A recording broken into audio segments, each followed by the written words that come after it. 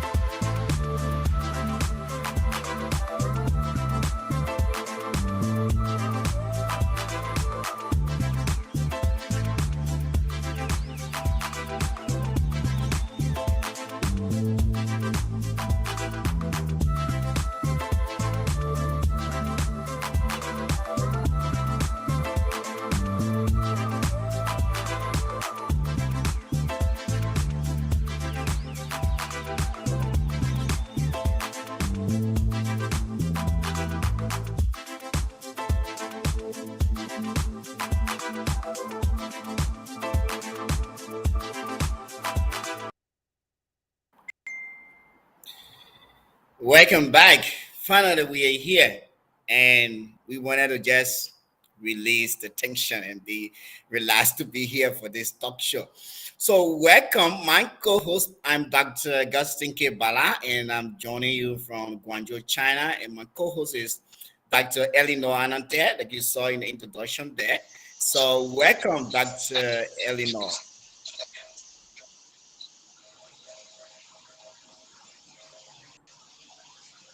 Welcome, Yeah. Dr. Hi, everyone. Thank you So, very much. without any delay, do you want to tell us who is talking to us today from Accra, Ghana? Maybe in a few minutes, 1 or 2 minutes, you want to introduce to us who is talking to us today? Okay. Hi, everyone, and sorry for the delay. There was a heavy pour in Ghana, and I think it's messed up with some of our internet services, so we are sorry about that. Tonight we have Dr.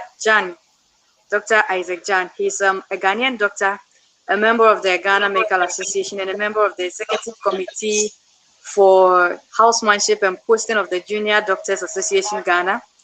He had his training in Gamma Knife. Some of my internet, so we are sorry about that. I'd like to have Jan.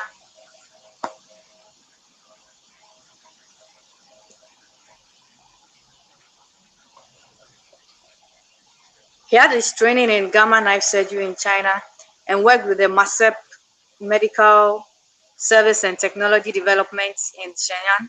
And he's the overseas representative in Ghana, currently with the Incision Ghana Research Mentoring Program. With the rising cases of liver diseases in Ghana, he takes the opportunity to promote health and disease prevention, and his campaign has been for the youth to detest from alcohol and drug abuse. Today we have Dr. Isaac Jan as our guest. Let's welcome him as he joins us. Thank you. All right. Welcome, Isaac Chan. Will you want to show your face?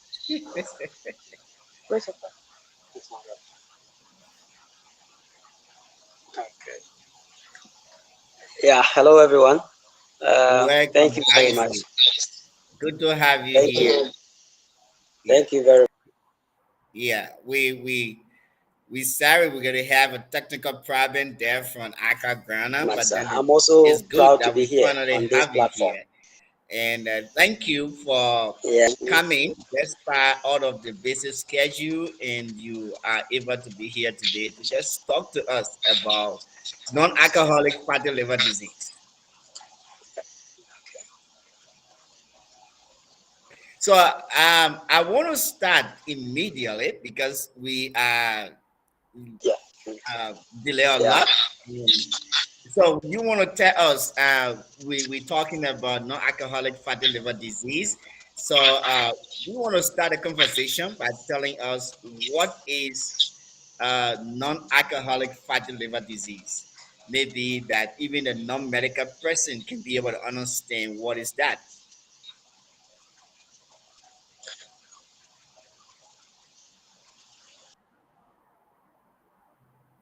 Thank you. Okay. Thank you, doctor. Uh, I'm not going medically. I'm trying to go down a little bit so that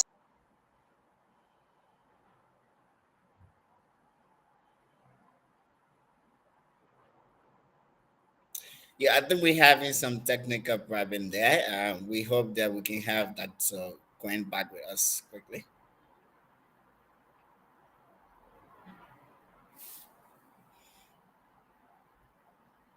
Sorry, I think we stay having our technical issues that from the beginning. Back to Isaac Gwen is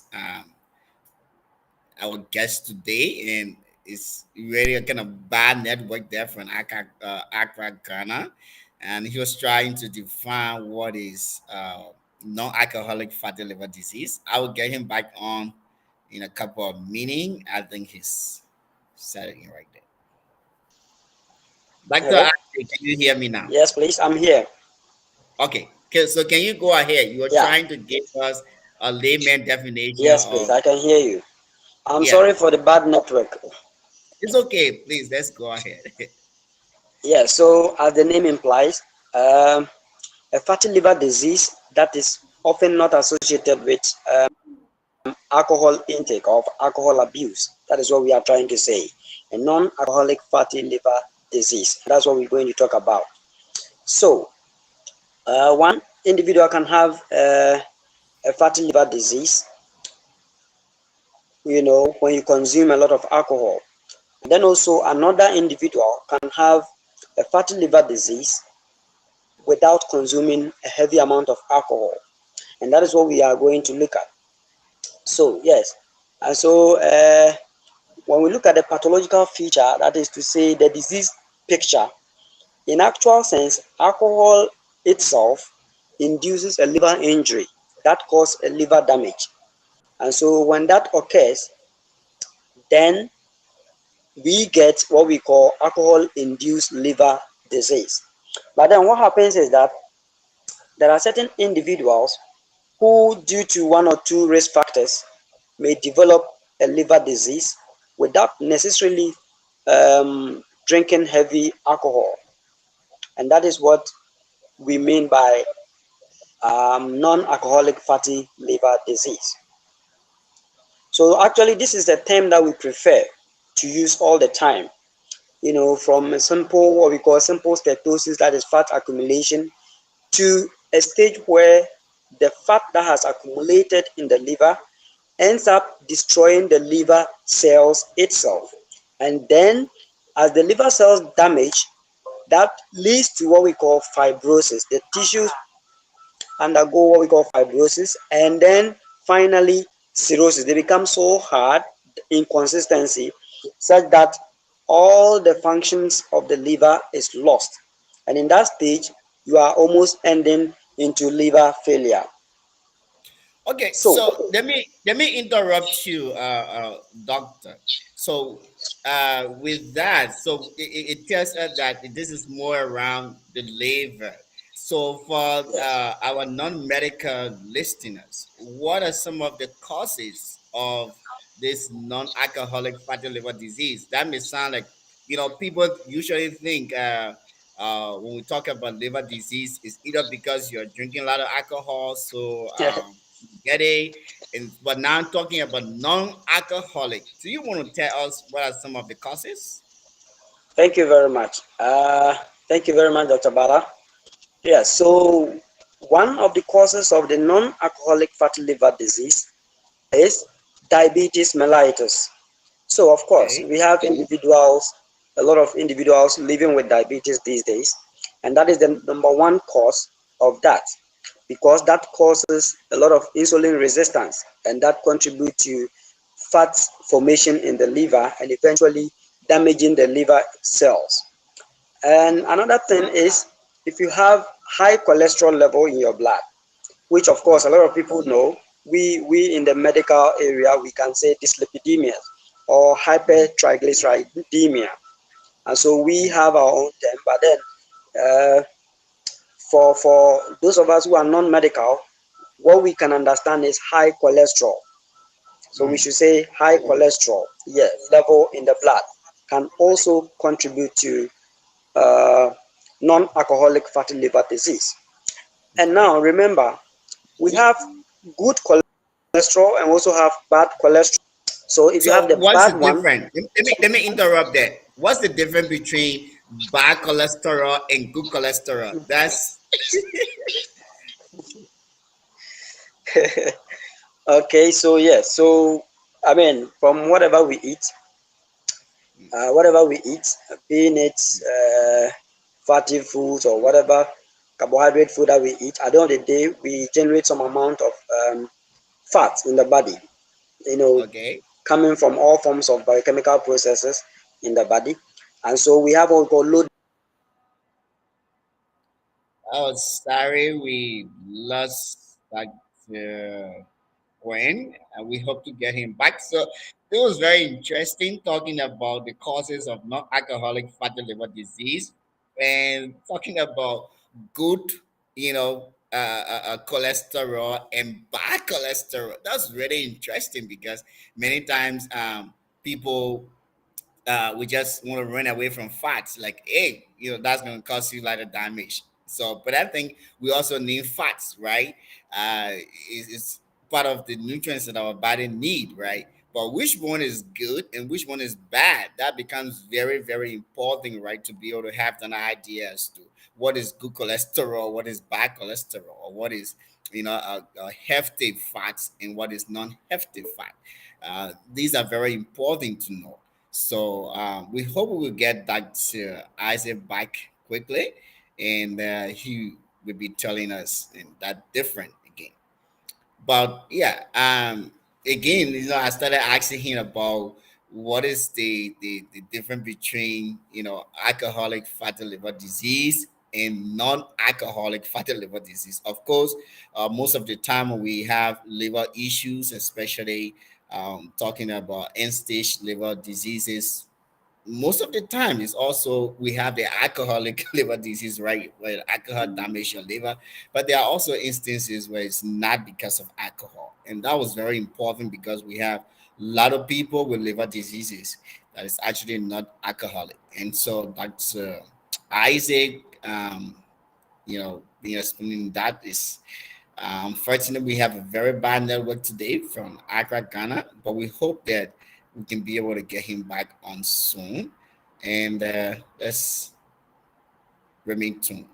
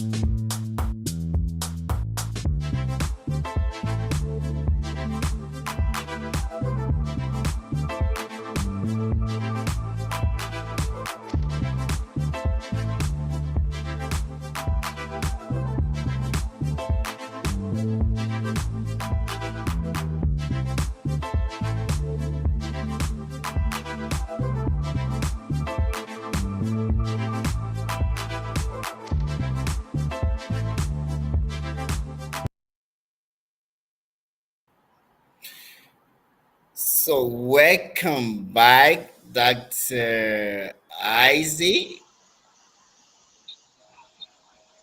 Are you there, Doc? Thank you, Dr. Bala. Yes, I'm here. You Yes. went So off yes. automatically. Sorry. Yeah, you were talking about the difference between good cholesterol and bad cholesterol, and we got interrupted with the internet. Mhm. Okay. Yeah, so did you get me? Hello? Yeah. So do you want to say that again? The difference between bad cholesterol and good cholesterol.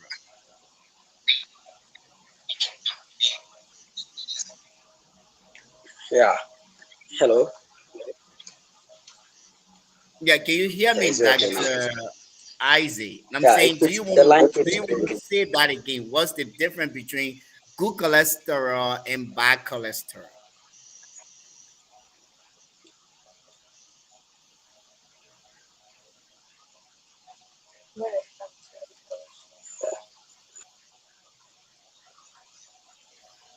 Not sure Dr. Ice is hearing me.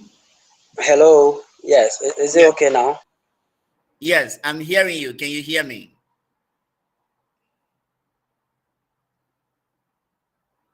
Well, we lost him again. This is we lost Dr. Isley again. It's not really good here today. We hope that we can be able to get him.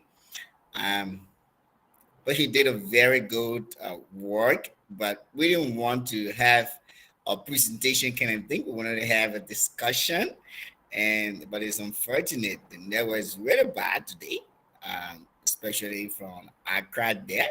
So I was just about to start asking him about the risk factor. I hope he can be able to come on here again.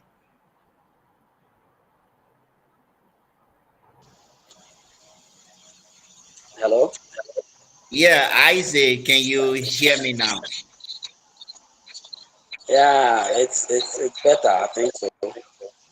Okay, so I was, I was going back over Yes. your answer about bad cholesterol and good cholesterol. But now, Yes. can we go So on? Do you want to tell us the risk factors? okay. Okay. Hello. Yeah, please go ahead, Dr. Isaac. Yeah. So like I said earlier, um as we found in the causes of non-alcoholic fatty liver disease. Yeah, so the same causes, you can have the risk factors there. For example, one, obesity. Obesity is a risk factor for development of non-alcoholic fatty liver disease.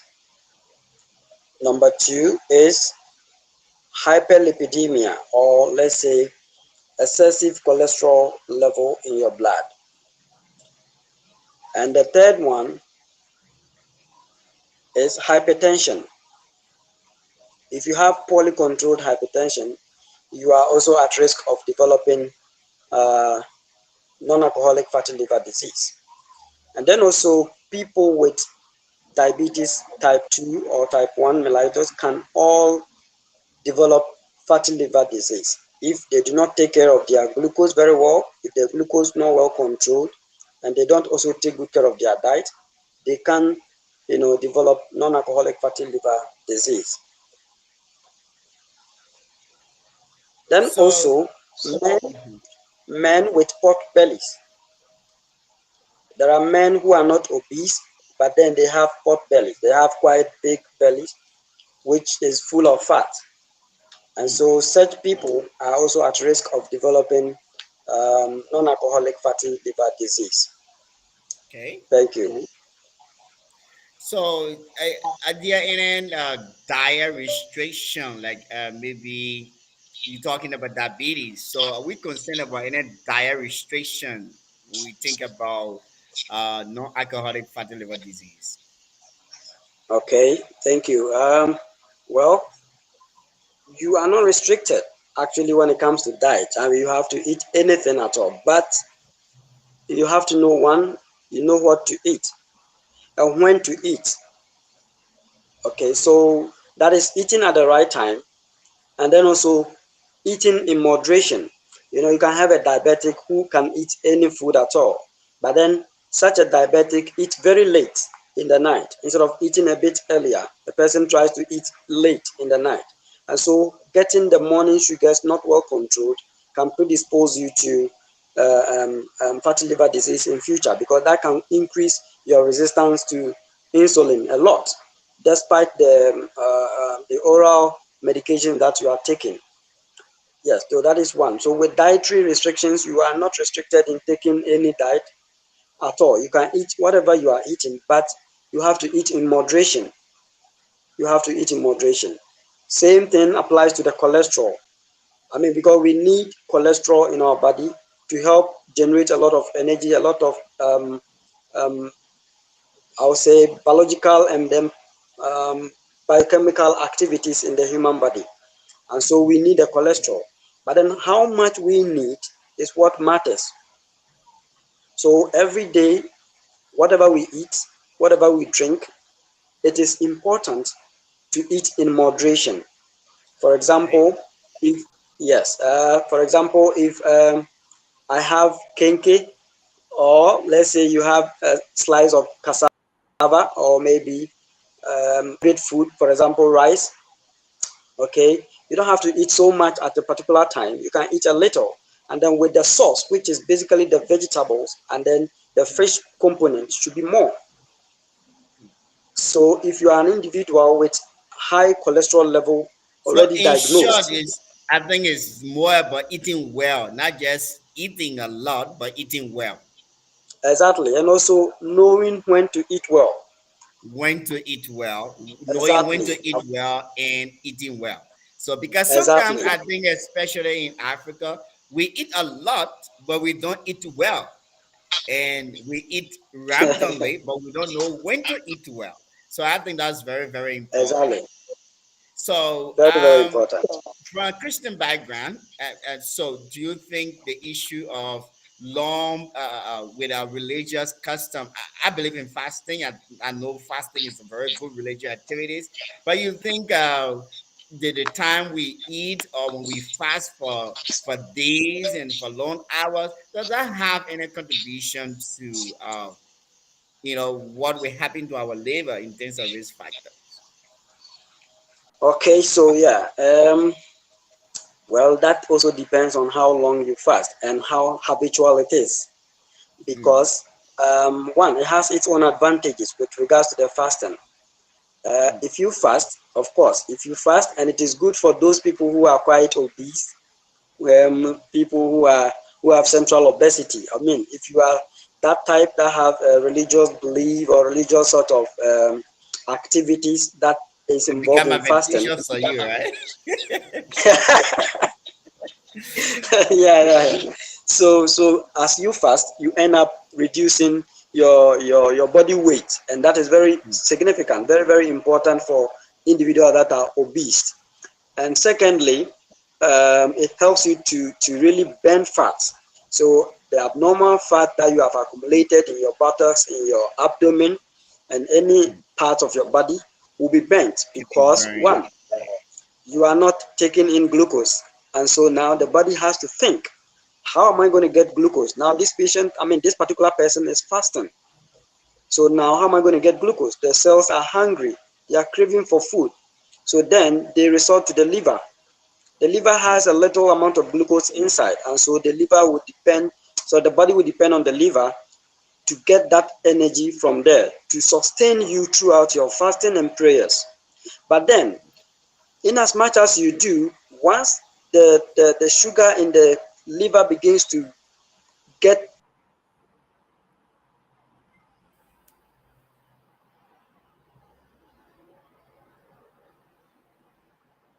I think we lost Dr. Isaac again. We hope to get him back. We having a very bad time today with our internet, and especially the internet of our guests. Uh, we apologize for that, but that is something beyond our control here. We don't know how to do that. Yes, so we hope to get him back again. And he was just giving an analysis about the risk factor. I think he went deep into that already.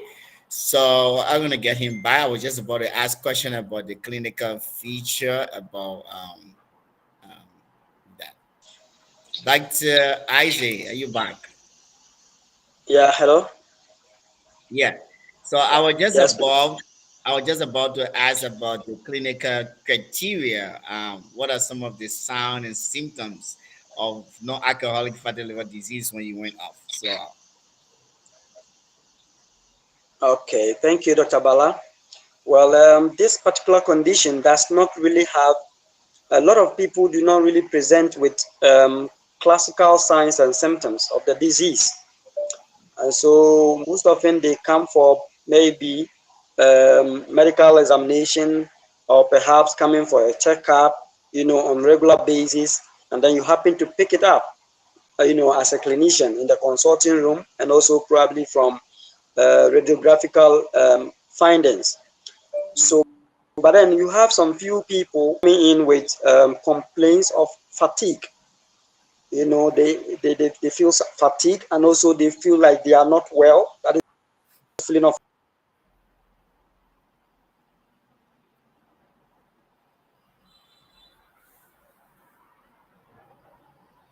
Well, we lose him again. And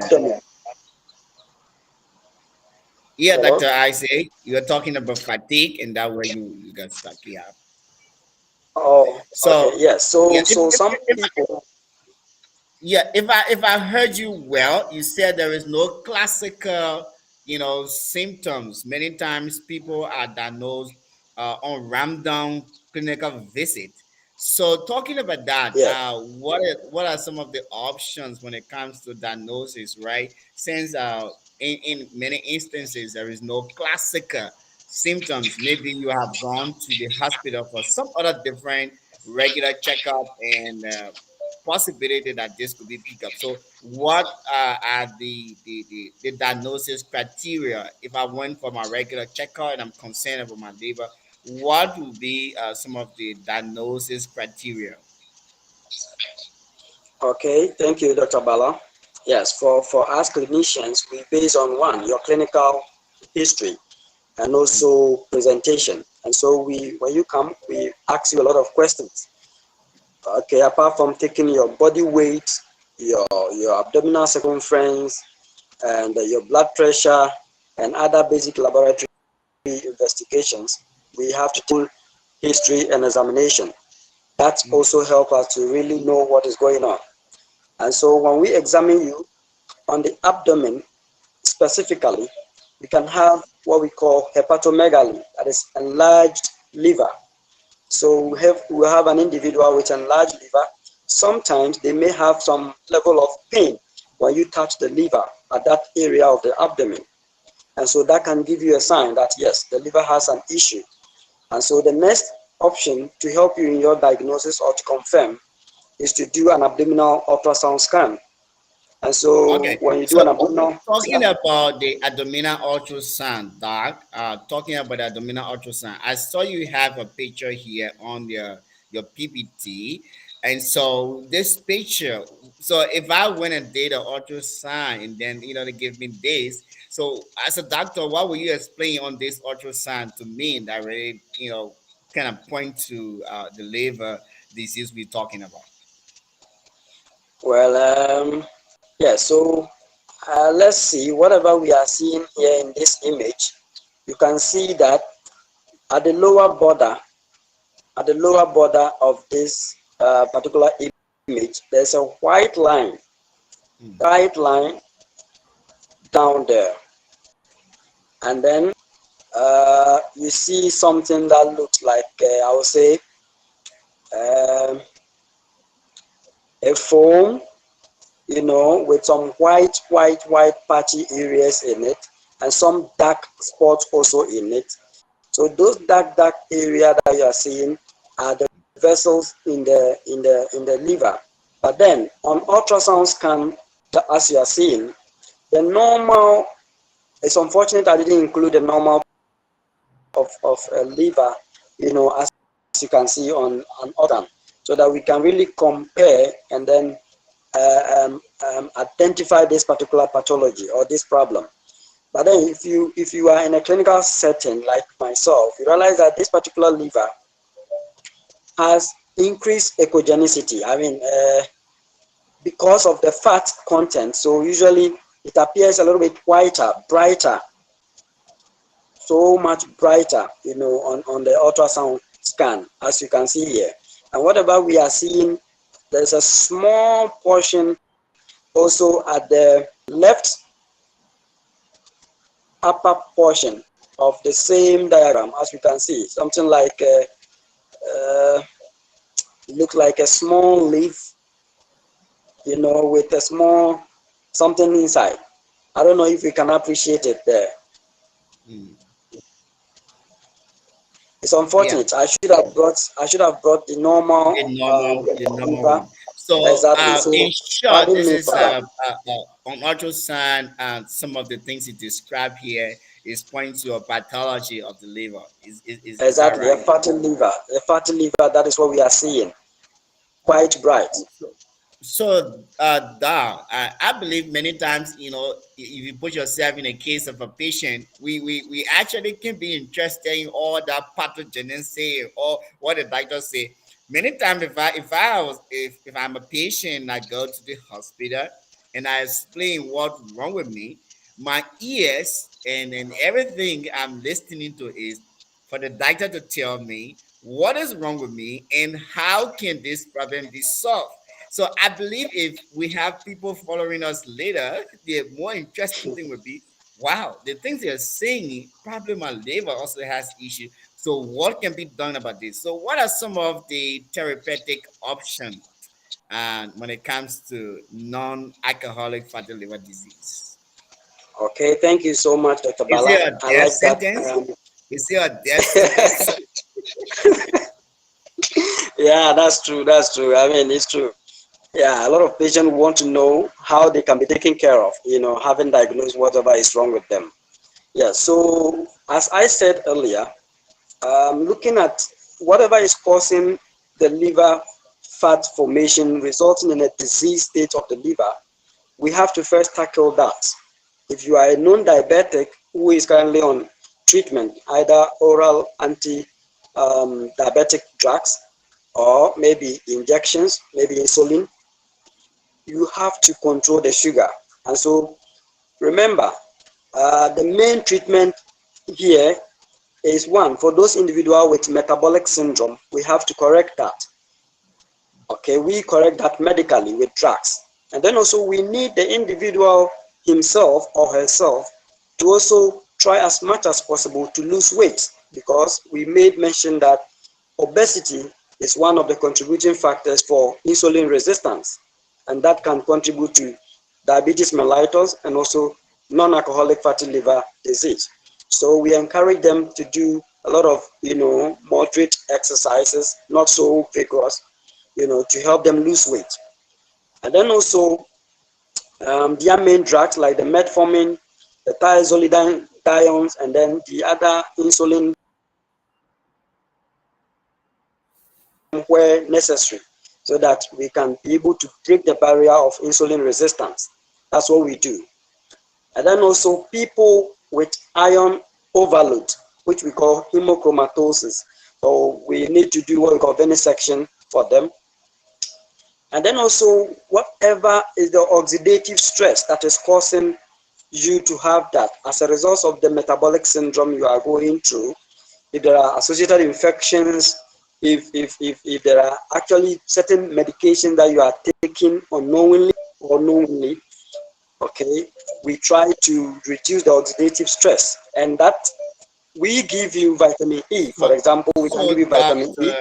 Dr. Isaac, if I'm getting you, in the layman terms, there are solutions, but the solution is Yes, kind of first based on reducing your risk factor and exactly, taking care of the underlying conditions that lead to this disease, exactly, like exactly. reducing your weight and reducing your cholesterol level, getting So I think the message here is that there is a way. It's not a death sentence. If you have non-alcoholic fatty liver disease, you can be treated, and a lot can be done. So I think one of the key messages going across here, the risk factors, right? So your weight, your diet kind of thing there, making sure that those underlying factors are taken care of.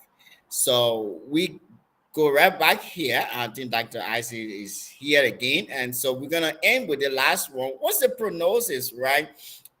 People will also be concerned, and this discussion, talking about this disease, what's the prognosis? Like you say, with the therapeutic options you gave, that's good. That sounds interesting. What's the prognosis? You been working in this area, like you in Ghana, Accra, Ghana, in West Africa. Uh, I don't know what is the prevalence like, and what me my concern is what is the prognosis like for this. Can you hear me, Isaac? Dr. Isaac.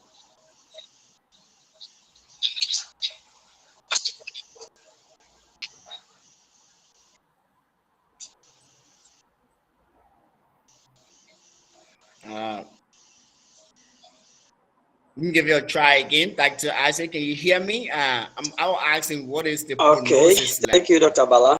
Yes, so with regards to the prognosis of non-alcoholic fatty liver disease, yes, please.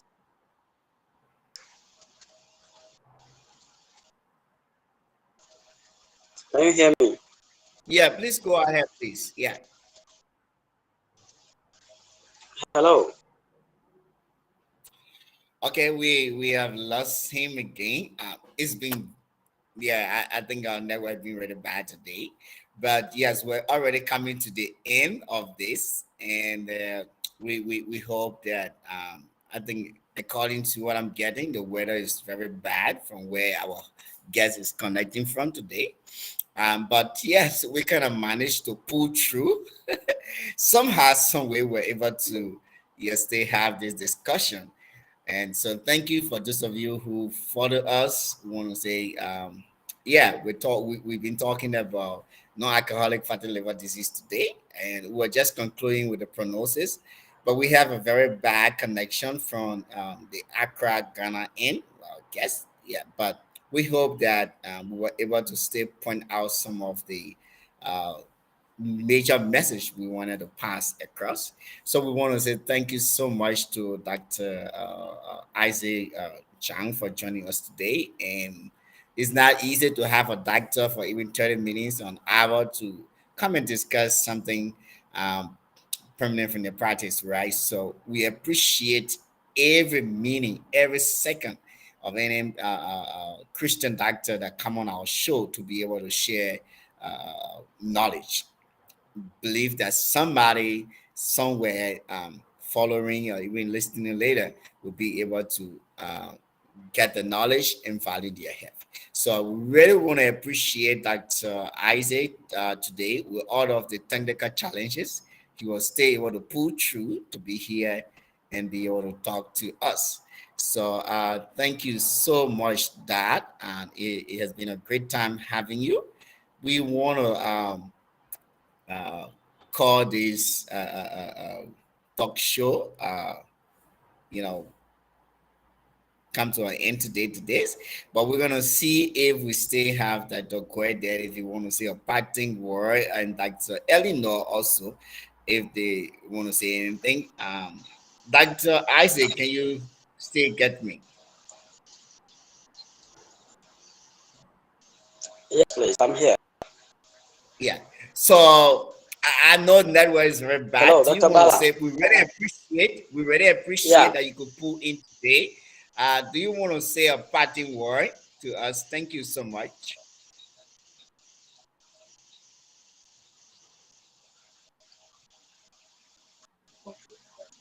Oh, okay. Yeah. So, uh, first of all, I want to say thank you so much for giving me this opportunity to be on your platform today. And then my word today for everyone here is to take care of whatever we eat. If you have a diabetes, that is not the end of your life. If you have hypertension, that is not the end of your life. If you have a problem with cholesterol, that is not the end of your life. If you are obese, that is not the end of your life. You can, as you know, I mean, you have Christ. If you have Christ, you have everything. So try to modify your diet, modify your lifestyle, and then stay healthy. And trust me, you will be away and far, far away from fatty liver disease. Because if you have fatty liver disease, the prognosis is good. I mean, individuals with fat in the liver, your prognosis is good, provided you are able to reduce the risk factors. You're able to control your sugar very well. You're able to control your BPs very well. You're able to control your weight very well. You're able to eat very well and eat something that is better for you at the right time and do a lot of exercises. But if you don't do all these things, you do not control your sugar, you don't control your BP, you do not do a lot of exercises, you eat anyhow, anywhere, anytime, trust me, that simple fatty liver can progress into a serious one and can eventually damage the liver. At get level, of course, the only option is liver transplant. And so I wish you all the best. and stay healthy. Thank you very Thank you. Take care of your health and take care of your health and stay healthy. So having diabetes, having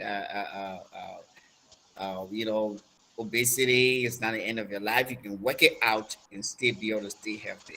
It's Dr. Ellie North somewhere there in the background, and she been able to put through here. So you also want to give a parting word, Dr. Ellie North, if you are there.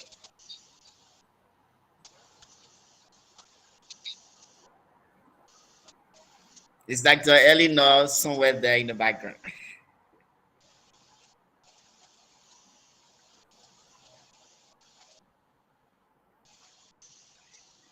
Okay, I'm not getting the feedback. I think Dr. Eleanor is not available. But before we go, we want to say thank you for joining us. And also, we want to encourage you to follow us on our different platform. You're welcome to join from the beginning. We had short video introducing Icmfel and our team. So we want to say also you're welcome to if you are a Christian and you are a health professional, you are welcome to join us to follow what we're doing. You can contact us, and this is our email. You can send an email to icmfel231 at gmail.com. You can also follow us on any of our social media pages. And we also want to encourage you. You can join our interesting online reading plans, and we want to have you there as a Christian health professional joining us to study the Word of God together. And also, we want to say if you want to have a small group of health professionals that Christians to just talk and distress and study the Word of God together, if you scan this QR code, you can join. You can be able to join our medical personnel small group. And so, couple of weeks from now, on the 20th of April, if you join this group, we'll be having a small group discussion, just medical personnel that are Christians. So you can join our medical personnel small group as well. And it's been a great time having you. We say, see you another time. Thank you for joining us, and thank you to Dr. Isaac for putting through the bad network to still be able to share knowledge with us today. Thank you, and see you.